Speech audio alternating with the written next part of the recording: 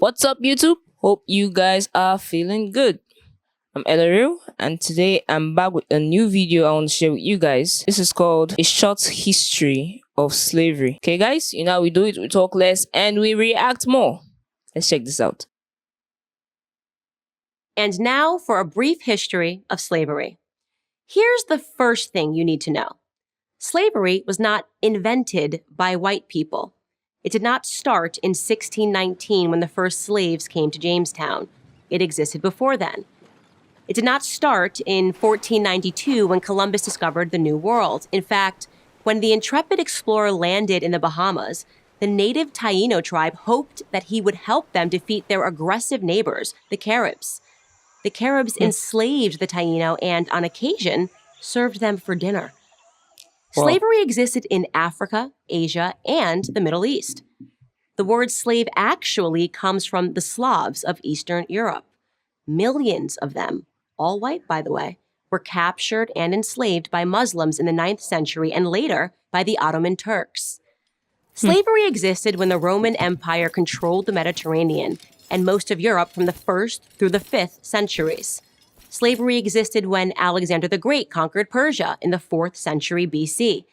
It was so common that Aristotle simply considered it natural. The slave master model was just how the world operated in the great philosopher's day. Slavery existed during the time of the ancient Egyptians 5,000 years ago. Oh, that long. As Wow. far back as we can go in human history, we find slavery. As renowned historian John Steele Gordon notes from time immemorial, slaves were a major item of commerce. As much as a third of the population of the ancient world was enslaved. Here's the second thing you need to know. White people were the first to formally put an end to slavery. In 1833, Britain was the first country in the history of the world to pass a Slavery Abolition Act. They were quickly followed by France, who in 1848 abolished slavery in her many colonies. Then, of course, came the 13th Amendment in the United States Constitution. Wow. After centuries of human slavery, white men led the world in putting an end to the abhorrent practice. That includes the 300,000 Union soldiers, overwhelmingly white, who died during the Civil War. Now, am I saying that this makes white people better than anyone else? Of course not. My purpose here is to simply tell the truth, and the truth is that human history is complicated. No one, Yeah, true. regardless of skin color, stands guiltless. Yet today we are never told to consider the murderous Persian Empire or the cannibalism of indigenous tribes of North and South America or the heinous actions under the imperialistic Muslim, Chinese, Mongol, or Japanese empires, to name just a few. Instead, we're told that slavery is a white phenomenon. And like all persistent lies, this lie spawns a bunch of other lies. On social media, I come across extraordinary depictions about how Africans lived like pharaohs before Europeans came and laid waste to their paradise. I wish any of this were true, but it's not. It's a fantasy. The truth is that Africans were sold into slavery by other Black Africans, and in Yeah, many true. cases, sold for items as trivial as gin and mirrors.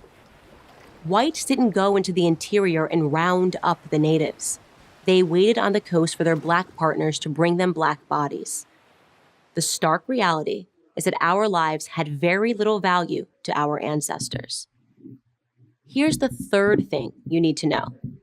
If you think slavery is a relic of the past, you're wrong. There are some 700,000 slaves in Africa today, right now. That's the lowest estimate that I could find. Wow. Other sources say there are many more. For context, that's almost twice as many slaves as were ever brought to the United States. Child soldiers, human trafficking, forced labor, these are the conditions that currently exist within the same sub-Saharan region where the transatlantic slave trade originated. African bodies are being sold today like they were sold then, and no, they are not being purchased by any country of white men. In fact, slavery, by any traditional definition, is exclusively practiced today within non-white countries. But we hear almost nothing about that. Just like we hear nothing about how slavery was universal until good people in Europe and America ended it 2 centuries ago. Why? Because our so-called leaders, black and white, wouldn't profit from it. Black victimhood is nothing if not profitable. It elects politicians and funds racial grievance groups. And if Black Americans began to view themselves as partners in the American dream, if we embraced the patriotic spirit that holds all men are created equal, the patriotic spirit that is our real heritage, then the race hustlers would soon be out of business. And who wants that? I'm Candace Owens, author of Blackout for Prager University. That was pretty deep. A pretty helpful information if you ask me. The truth is, she has a point when she said black men were sold by their fellow black men to whites. The whites may have had far more advanced technology than us as the prerequisite of that time. Fact still remains that they didn't force their way in. Neither did they bribe their way in. It was a mutual negotiation between some people and another people. So she has a point when she says they are not particularly guilty in that regard. Slavery did not just start from the white. Slavery did not just start at a particular year. Slavery is something that has been there. And she has a valid point when she says it's still there. Because now you have cases of human trafficking, child soldiers, still forced labor, and no one recognizes that as slavery because the individuals or the victims of this supposed event are not bound hands and feet. And she also highlighted that white countries, as perceived in this video, actually made an effort to put an end to slavery. And she also said, because it's not like she's exonerating the white or the black, no race is guiltless. Every human trade rather, if I'm to put it that way, was made to gain something. This information here today was quite helpful, quite enlightening.